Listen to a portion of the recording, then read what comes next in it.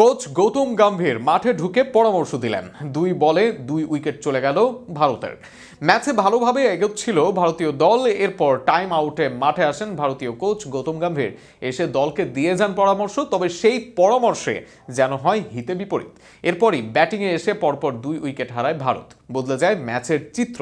এ যেন আত্মঘাতী এক পরামর্শ ভারতীয় কোচের। পুরো ঘটনা নিয়ে থাকছে প্রতিবেদন।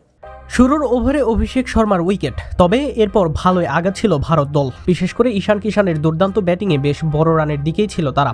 ঈশান কিষান 77 রান করে ফিরে গেলেও বড় রানের দিকে ছিল ভারতীয় দল। 14 ওভার শেষে তাদের রান ছিল 126 রান। তখন মনে হচ্ছিল 200 এর উপরে যাবে ভারতের রান। 8 উইকেট হাতে রেখে ভারতের লম্বা ব্যাটিং লাইন আপ সেটাই দিচ্ছিল হাতছানি।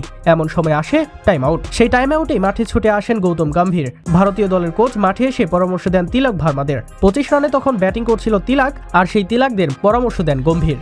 তার সাথে ছিলেন সূর্যকুমার যাদব। কিন্তু এরপরও হয় ভারতের পতন। টাইম আউটের পরের বলে সুইপ করতে গিয়ে আউট হন তিলক ভার্মা। লেগ বিফোরে হয়ে ফিরে যান তিনি।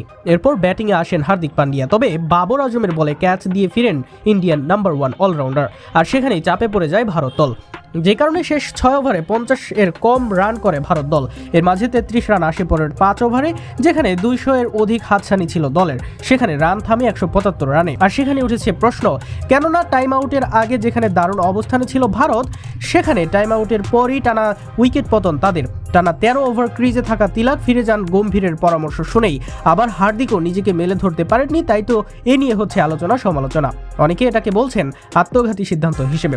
শেষ পর্যন্ত এই রানটাও হয়তো ভারতের জন্য হবে পুঁজি, আবার হয়ে যেতে পারে ব্যবধান। তবে সাময়িক সময়ের জন্য গম্ভীরের সিদ্ধান্ত যে ছিল আত্মঘাতী, সেটা তো প্রমাণিত হয়েছে। সিদ্ধান্ত হয়তো হয়েছে আত্মঘাতী, অথবা তার বুদ্ধি কাজে লাগাতে পারেনি ভারতীয় ব্যাটসম্যানরা।